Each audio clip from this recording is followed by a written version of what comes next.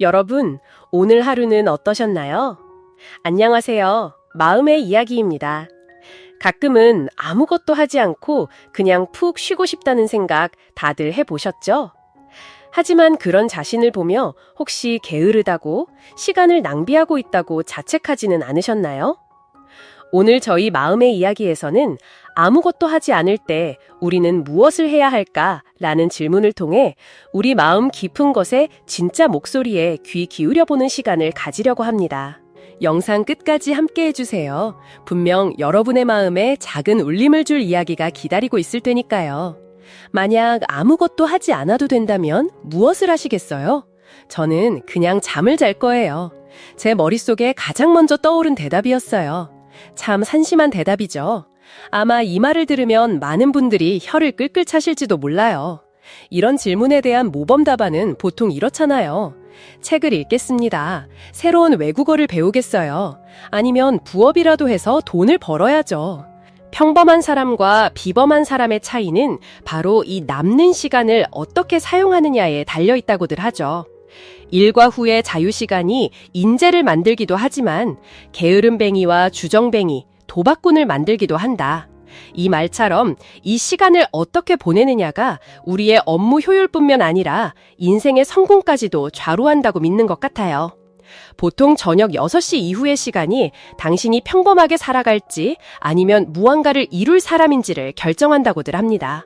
학교 수업도 회사 업무도 모두 끝난 온전히 나 자신을 위해 쓸 수 있는 시간이죠. 여러분은 저녁 6시 이후에 보통 무엇을 하시나요?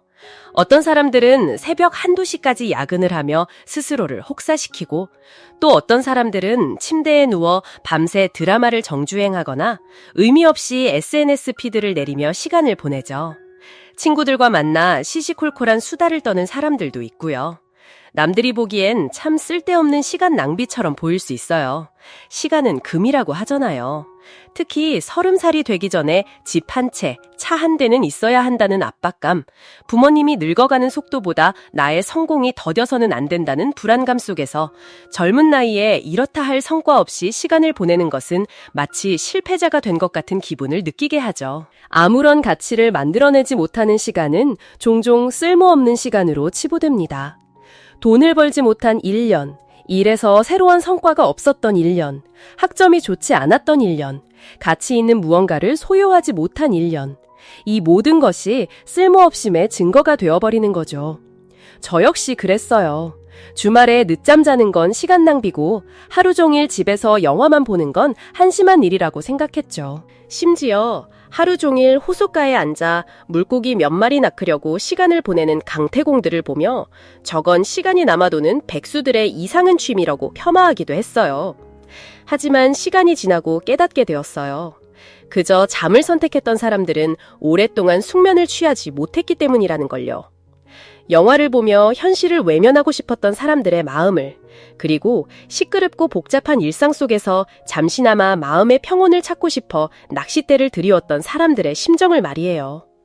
결국 그 모든 행동은 소모해버린 에너지를 다시 채우기 위한 그들만의 방식이었던 거죠. 겉보기에는 아무 의미 없는 무의미한 시간처럼 보이지만 사실 그들은 무의의 시간을 보내고 있었던 거예요. 철학자 노자는 무의라는 사상을 이야기했습니다. 무는 없음, 위는 행함을 뜻하니 글자 그대로 해석하면 아무것도 하지 않는다는 뜻이죠. 무위의 삶을 사는 사람들은 평온하고 고요하며 늘 영혼의 가장 순수한 상태를 유지한다고 해요. 걱정이나 근심에 얽매이지 않고 서두르거나 아등바등하지 않으며 모든 것이 흐르는 물처럼 자연스럽고 부드럽게 흘러가도록 두는 거죠. 이런 예시를 들어볼게요. 호랑이가 사슴을 덮치는 광경을 목격했다고 상상해보세요. 사슴을 구하기 위해 호랑이를 쏘아 죽인다면 어미를 기다리는 아기 호랑이들까지 모두 죽게 만들 수 있습니다. 반대로 호랑이가 사슴을 더 쉽게 잡도록 돕는다면 그건 사슴에게 못할 짓이죠. 하지만 우리가 아무것도 하지 않고 그저 자연의 섭리대로 일어나게 둔다면 그것이 바로 순리 아닐까요? 우리는 아무것도 하지 않음으로써 자연이 스스로 생명을 키우고 소멸하는 그 거대한 순환을 지켜주는 셈입니다. 하늘과 땅, 이 대자연은 이미 스스로의 주기에 따라 움직이고 있습니다. 우리가 어떤 한 요소에 인위적으로 개입하는 순간 그 순환은 뒤틀리게 될지 모릅니다. 우리가 아무것도 하지 않는다는 것은 어쩌면 이 자연스러운 흐름이 온전히 유지되도록 지켜주는 가장 좋은 방법일지도 모릅니다. 그러니 무엇을 해야 할지 막막한 날에는 어떻게 해결해야 할지 알 수 없는 문제 앞에서는 노자의 말처럼 그저 아무것도 하지 않는 것이 최선의 방법일 수 있습니다. 무의라는 철학은 처음에는 많은 논란을 불러일으켰어요. 이런 생각이 사람들을 게으르고 수동적인 사고방식으로 몰아넣는다는 비판이었죠. 그들에게는 유의, 즉 무언가를 하고 행동해야만 앞으로 나아가 성공을 이룰 수 있는 것이었어요. 아무것도 하지 않는 것은 부정적이고 발전이 없으며 진취적이지 못하다는 낙인이 찍혔죠. 행동을 중시하는 문화 속에서 아무것도 하지 않는다는 건 어리석은 일처럼 여겨지니까요.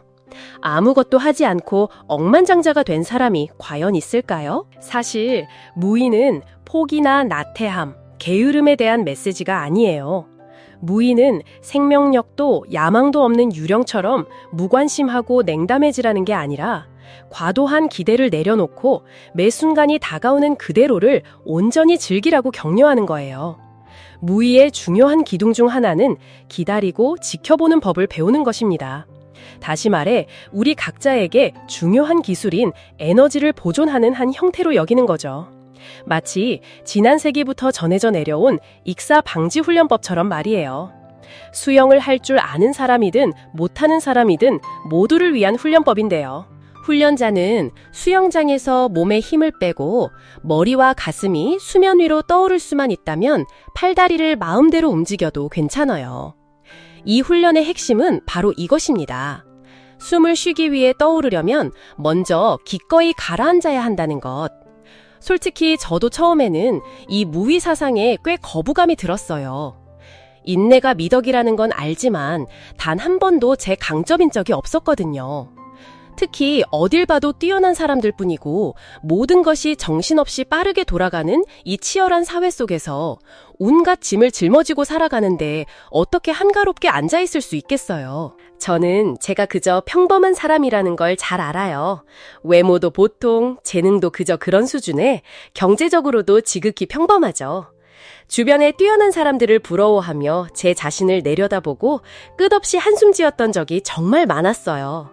그래서 늘 스스로에게 압박감을 주고 목표를 세우고 성취를 위해 발버둥 쳤죠. 젊음이라는 이 시간을 최대한 활용해서 일해야 한다고 스스로를 채찍질하며 열정으로 불타올랐어요. 하지만 최근 몇 년간 깨달았어요.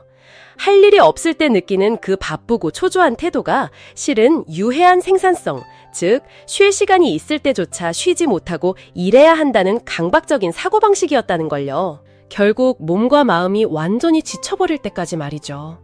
책상에 앉아도 머릿속은 텅 비어있고 몸에는 한 톨의 기력도 남아있지 않았어요. 그제서야 성취라는 이름의 껍데기가 벗겨지고 내가 진정으로 추구하는 것이 무엇인지에 대한 질문들이 그 자리를 채우기 시작했어요. 저는 분명 즐겁지도 행복하지도 마음이 편하지도 않았어요. 진심으로 웃을 수가 없었죠. 바로 그때가 제가 멈춰서서 아무것도 하지 않아야 할 때라는 걸 깨달았어요. 물론 어떤 사람들은 무의는 금수저처럼 태어날 때부터 모든 걸 가진 부자들만 누릴 수 있는 사치라고 말하기도 해요. 당장 먹고 살 길이 막막한데 어떻게 손발을 멈출 수 있냐면서요. 하지만 그들에게 다시 한번 말해주고 싶어요. 무의는 모든 걸 포기하고 아무것도 하지 않는 게 아니라 계속 나아가기 위해 잠시 쉬어가는 에너지의 균형을 맞추는 시간이라는 걸요. 기억하세요. 우리가 집중력에 쏟을 수 있는 에너지는 한정되어 있어요.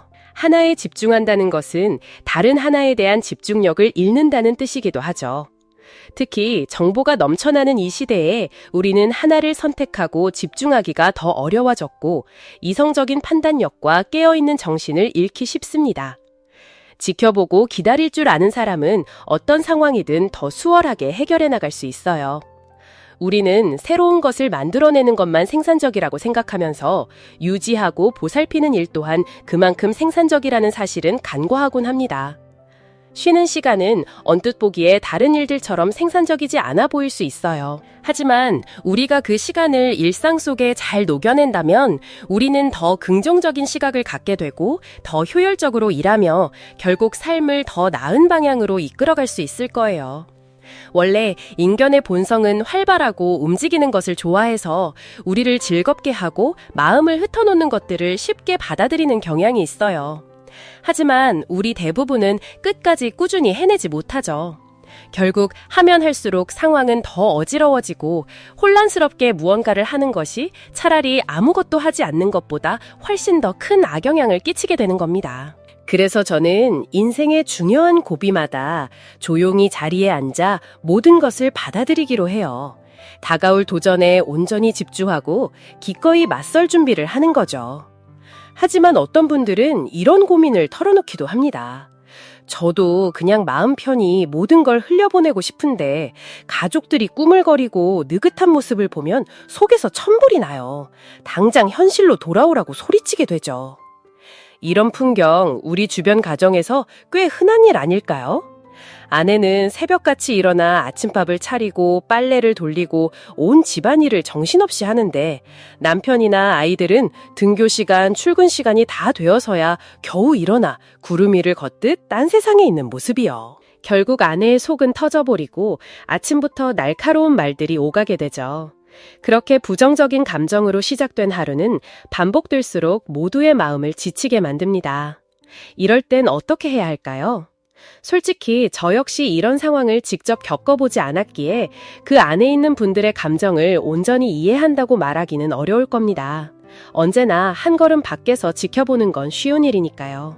그러니 여러분도 한번 그 상황에서 잠시 밖으로 나와 관찰해보는 건 어떨까요? 그리고 깊이 들여다보기를 시도해보는 겁니다. 깊이 들여다본다는 건 뭘까요? 그건 단순히 목격하는 것을 넘어 그 이면에 있는 무엇을 발견하고 문제의 뿌리와 본질을 찾아 함께 해결의 실마리를 찾는 과정입니다. 예를 들어 아이가 유독 행동이 느리다고 느낄 때 깊이 들여다보면 어쩌면 그 아이가 자신만의 고유한 생체 리듬을 가지고 있기 때문일 수 있습니다. 부모는 종종 자신의 기준에 맞춰 아이를 평가하지만 아이의 능력은 어른과 다를 수밖에 없죠. 부모가 아이를 재촉하면 할수록 아이는 자신만의 리듬을 잃어버리게 됩니다. 어른의 속도를 따라잡지 못하니 점점 더 위축되고 느려지는 악순환이 반복되는 거죠. 당장 해내라고 다그치기보다 아이가 준비할 수 있는 여유 시간을 주고 시간의 흐름을 시각적으로 느끼게 가르쳐주세요. 그리고 하루 동안 해야 할 일에 대해 미리 약속하고 대화하는 것만으로도 아이는 조금씩 달라지기 시작할 겁니다. 깊이 들여다보기 시작하면 남편과 아이들은 식탁 위에 놓인 음식을 그저 음식으로만 보지 않게 됩니다. 새벽 시장에 나가 싱싱한 채소를 고르고 정성껏 재료를 다듬고 뜨거운 기름 앞에서 땀 흘리며 볶고 끓이던 엄마의 모습이 눈앞에 그려지게 되죠. 김이 모락모락 피어오르는 저 밥상이야말로 엄마의 온 마음과 사랑이 담긴 하늘이라는 것을 깨닫게 됩니다. 그 마음을 알게 되면 밥을 지어준 사람에 대한 사랑이 싹트고 이 음식이 단순한 한 끼가 아니라 너무나 소중한 선물이라는 것을 느끼게 됩니다. 진심 어린 감사와 따뜻한 격려의 말을 건네게 되죠. 깊이 들여다보면 우리 모두가 각자의 자리에서 치열하게 싸우고 있다는 사실을 알게 됩니다. 그러면 서로를 향한 연민과 공감이 생겨나고 그냥 넘어갈 수 있는 일들은 기꺼이 흘려보내게 됩니다. 저는 이것 또한 무의의 한 부분이라고 생각합니다. 잠시 멈춰서서 바라보고 억지로 애쓰지 않으며 지금 일어나는 흐름에 몸을 맡겨 자연스럽게 대처하는 것 말이죠. 흐름을 거스르려 애쓰는 대신 무의는 우리가 젓고 있는 배의 방향을 살짝 틀어 흐름을 자연스럽게 타도록 안내합니다. 세상을 내가 원하는 모양으로 억지로 바꾸려고 하면 엄청난 에너지를 낭비하게 될 뿐만 아니라 결국 우리 자신을 더 큰 실망에 빠뜨릴 뿐입니다. 물론 야망을 품고 행동으로 옮기는 것은 우리 삶에서 더없이 중요한 원동력입니다. 하지만 우리의 계획이 항상 순탄하게 흘러가지만은 않는다는 사실 또한 받아들여야 합니다. 지나치게 생각하지 않기로 마음먹는다면 문제에 발이 묶이는 상황을 피할 수 있고 그로 인해 불안과 초조함, 조급함에서 조금은 자유로워질 수 있습니다. 하지만 오해해서는 안 됩니다. 무의만으로는 결코 좋은 삶을 이룰 수 없습니다. 무의라는 개념을 자신의 게으름을 정당화하는 핑계로 삼아서도 안 됩니다. 사람마다 각자의 때가 있고 남과 비교할 필요는 없지라는 말은 맞지만 저 사람은 30대에 부자가 됐지만 그건 그 사람 사정이고 내 팔자는 고생하다가 70, 80대에 부자 될 운명이야 라고 말하는 건 어딘가 이상하지 않나요? 무의는 그저 우리에게 꼭 필요한 쉼의 시간이자 지혜로운 상태일 뿐입니다. 무의 속에서 일하고, 무의 속에서 쉬고, 무의 속에서 생각하고, 무의 속에서 말하는 것이죠. 무의는 아무것도 하지 않는 것과는 전혀 다릅니다. 본질적으로 무의는 우리가 버둥거리지 않고 때를 기다리며 조용히 관찰할 때 비로소 세상의 법칙을 더 명확하게 보고 현명한 선택을 내릴 수 있게 된다는 것을 알려줍니다. 당신의 소중한 결정들을 감정에 휘둘리게 두지 마세요. 쓸데없는 일에 에너지를 낭비하지 말고 차곡차곡 쌓아두었다가 결정적인 순간이 왔을 때 폭발시키세요. 그러면 당신은 분명히 성공할 겁니다. 하늘이 언제나 폭풍으로 가득한 것은 아니고 새들이 항상 날갯짓을 해야만 하는 것도 아닙니다. 고요함은 우리에게 정말 필요할 때만 움직일 수 있는 힘을 줍니다. 그리고 저는 다시 이곳에 조용히 앉아 고른 숨을 내쉬며 세상 모든 것을 사랑스러운 눈길로 바라봅니다. 어깨 위로 부서지는 햇살을 느끼며 저는 압니다. 아, 이것이 바로 삶이구나. 오늘 마음의 이야기가 여러분의 마음에 작은 울림을 주었다면 좋아요와 구독 그리고 알림 설정으로 저희의 여정에 함께 해주세요. 여러분의 소중한 생각들을 댓글로 남겨주시면 더 깊은 이야기를 나누는데 큰 힘을 될 겁니다. 오늘도 저와 함께 이곳에 머물러 주셔서 진심으로 감사합니다.